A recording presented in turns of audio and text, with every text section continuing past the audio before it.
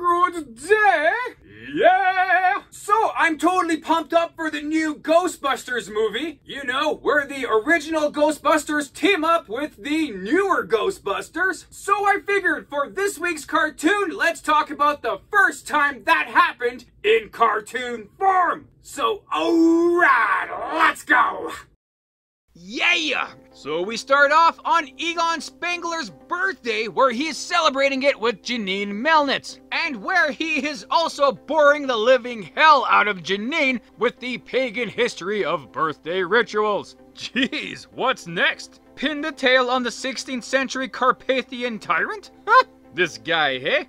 But the birthday celebration turns awesome because Egon's ghost-busting buddies, the real Ghostbusters, show up for the party! Peter Venkman, Ray Stantz, Winston Zeddemore. The gang is back together again! And the old crew meets up with the next generation of Ghostbusters, the Extreme Ghostbusters. Kylie, Eduardo, Garrett, and Roland.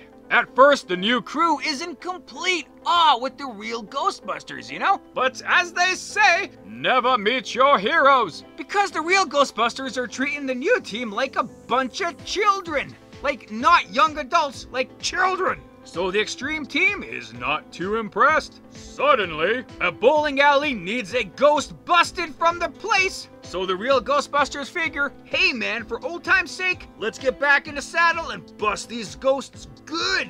Which they do. Well, eventually. I hope they didn't cause too much property damage at the bowling alley, but hey man, they finally got that ghost. But now, problems. Both Ghostbuster teams are basically trying to out-Ghostbuster each other team. And it all surrounds this really cool looking kind of ghost dog thing. It just eats like metal and stuff, but every single time one of the teams busts this dog, two more of the exact same dogs appear. And it really sucks for the real Ghostbusters because they figure this out while they're trying to bust these dog ghosts on the Brooklyn Bridge. The dogs are tearing the bridge apart, and everyone on the bridge is in super horrible danger. But the Ghostbusters can't do anything about it, right? Like, you can't bust a ghost because more ghosts will just show up, and you can't not bust them, you know, because they're eating the damn bridge. So they're screwed. But fret not, the day is saved. The Extreme Ghostbusters show up and bust these ghosts. So hooray! Oh crap, I forgot! These ghosts are self-replicating specters. So the day is unsaved and like more screwed than before. But it's all good because both teams get together and figure out how to destroy these ghosts once and for all. Bark, bark. Turns out the displacement of the ion charge in their proton beams is what is helping these ghosts to replicate. So the engineers on both teams build a new ion fusion blaster adapter and finally trap these ghosts for good. Science! So the day is saved. Hooray! Well, no, that's a lie, because there's a new threat on the horizon. And the new threat is a cloud. But not any cloud, man. It's a giant freaking ghost of some sort. Peter and Garrett watch this cloud ghost fog thing eat a boat and the people on the boat, which, well, damn, I guess that's two more ghosts that they have to bust later on. So that's not good. And if that wasn't bad enough, things are getting so bad with this ghost fog thingy that half the team needs to go to investigate it at the Jersey Shore, where it turns out there is no more shore. Somehow or another, the ghost cloud totally destroyed the shore and all the waterfront property. Meanwhile, back at the fire hall, so Egon figures out what the deal is with this ghost fog that eats all these boats and everything in its path. Are you ready for this? You better sit down, man. Turns out the ghost cloud is none other than the Bermuda Triangle. Oh my god, like for real, the Bermuda Triangle, what? I hope you're still sitting down, man, because that's not the end of it. Turns out the Bermuda Triangle is an entity that is basically a young teenager, and it got completely bored hanging out in Bermuda, so it went to New Jersey for excitement. You know, it just wants to travel the world, get to learn about itself, you know? It might backpack around Europe or something later on after this. But it's not really that funny because this pimple-faced frickin' triangle wants to eat New York City. So both teams get together to try to stop the triangle at the Statue of Liberty. But unfortunately, no! The Statue of Liberty has been destroyed. Well, more precisely, absorbed. The more the triangle absorbs, the bigger it gets. And the problem is, the bigger it gets, the more it will turn into something similar of a black hole. Matter will be sucked towards it, which would destroy the entire world. Worse yet, the proton packs are not powerful enough to attack this thing. They don't even make a dent in it. Desperate times call for desperate measures. So while the triangle is starting to eat Manhattan, every Ghostbuster starts to build new weapons. They turn an old fire truck into a giant proton beam blaster, and they turn an old garbage truck into a giant ghost trap. And the big showdown between Ghostbusters and Triangle is happening at Central Park. Things are looking pretty horrible because all this quickly slapped together equipment is starting to break down while the Triangle is eating more and more. The battle rages on! It's kind of touch and go, right? Like, these new Ectomobiles are kind of flaky and kind of, conk out here and there. But in the end, man, these machines are purring like a kitten, and the Bermuda Triangle is busted into a garbage truck.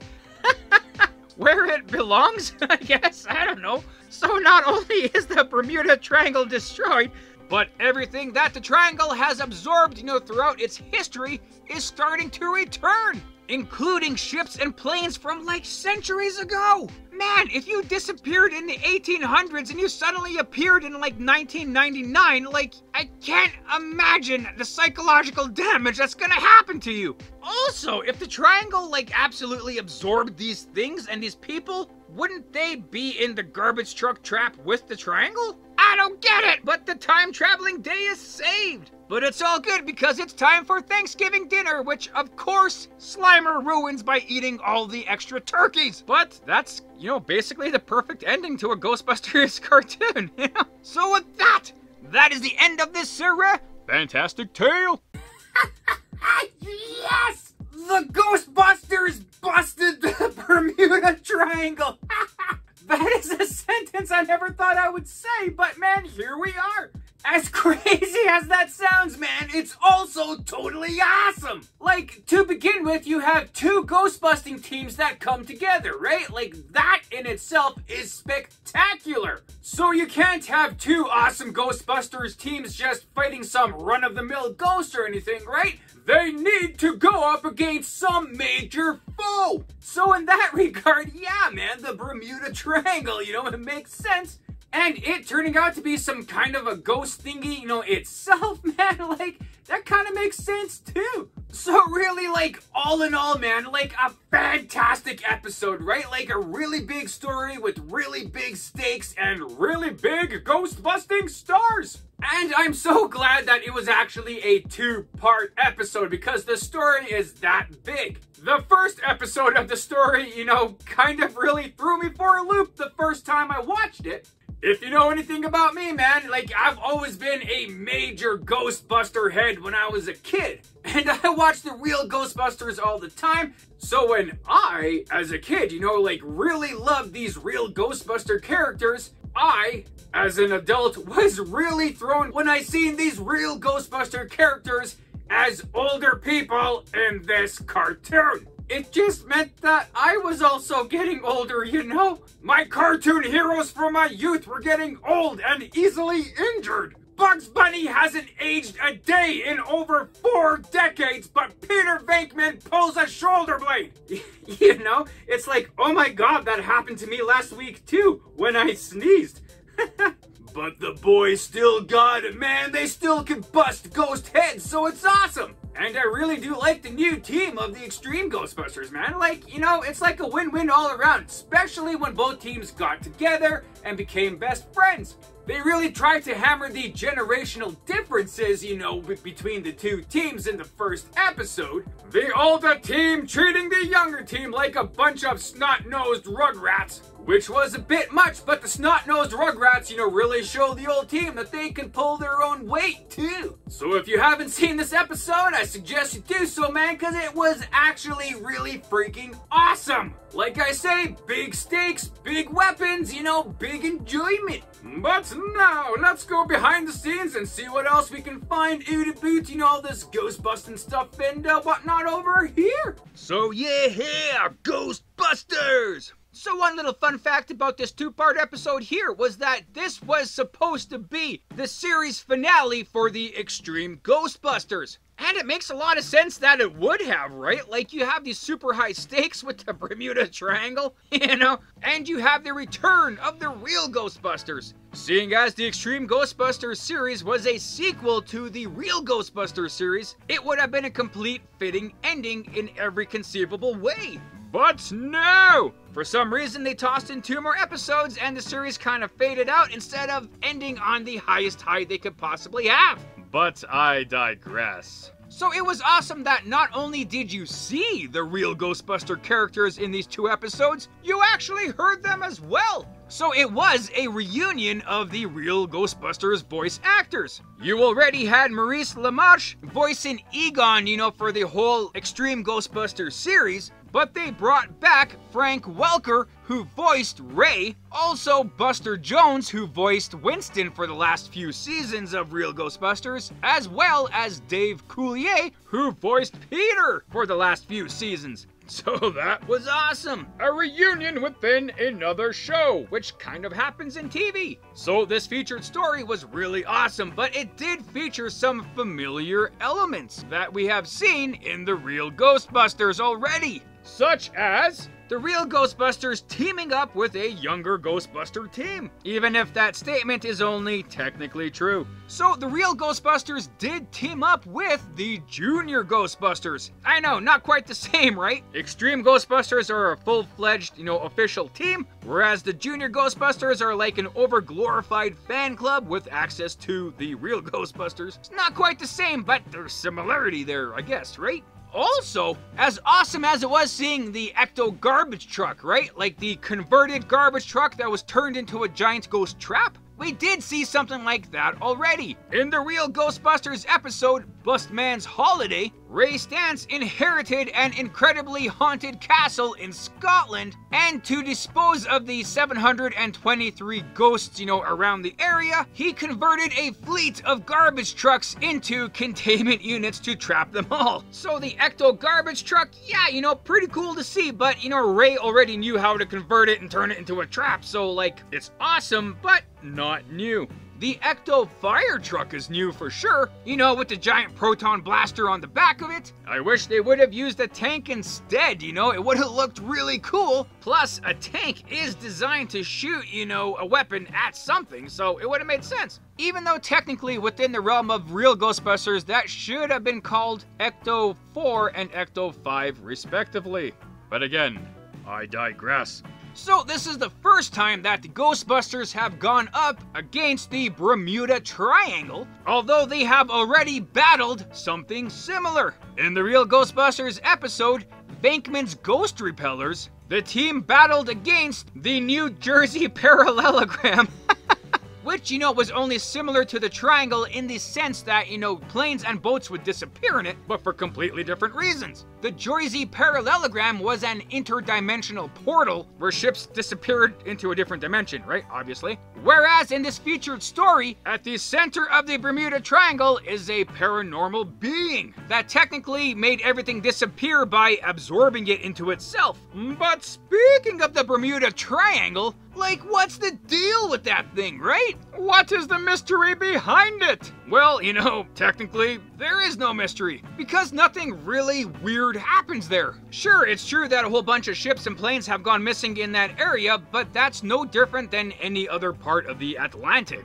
right? In fact, there are other parts of the Atlantic where more ships have disappeared. The Bermuda Triangle is not even in the world's top 10 most dangerous bodies of water for shipping. basically what happened in the 1950s or so, there was a couple of ships that disappeared under mysterious circumstances, and some journalists with their opinion pieces really ran wild with the story, right? Leading to speculations of potential supernatural things or aliens or whatever, so the mysteries of the triangle just grew and grew. But there are a lot of, natural things that happen in that Bermuda Triangle area, like it is subject to frequent tropical storms and hurricanes, which obviously can destroy, boats. The Gulf Stream is a super strong current that goes right through there, so that can suck a whole lot of things out of there, stuff like that. But in the 1970s, there were a bunch of fiction books that were published surrounding the mystery of the Bermuda Triangle that did focus on paranormal stuff, or, the lost city of Atlantis and other random things,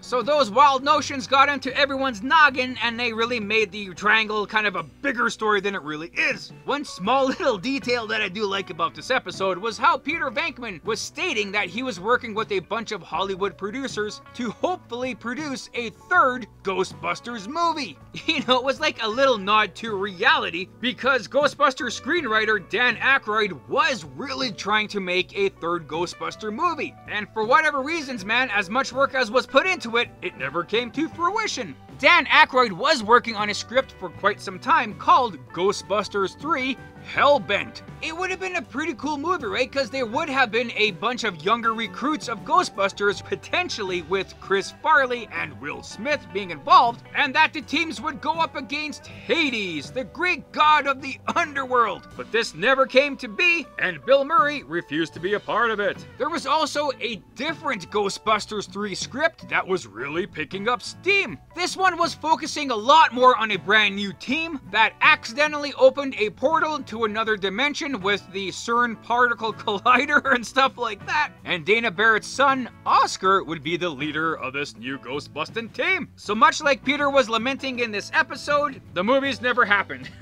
But it was pretty nice that we finally did see some more Ghostbuster movies. So pretty much that's all I have to say about this episode and all the little kind of tidbits behind it. I think it's pretty neat and pretty awesome story. But that is where I shall leave it. So with this, that, those, and the other things, I guess that's it. Also, if you guys are interested, I created my own superhero show and I have the first episode out already. The Adventures of the Density. So if you guys would like to check it out, I'll have a link above here and a link at the end of the video for you to peruse there. Yeah, right on, and there you go. So thanks for watching the video. I hope you liked it as much as I did making it. Also, feel free to check out the source material that I featured in this video. And if you want to leave a comment on anything you may have liked or things I might have missed in this, feel free to do so. Or anything else, just to say hi. That's cool too. And other than that, have a great day. Thanks.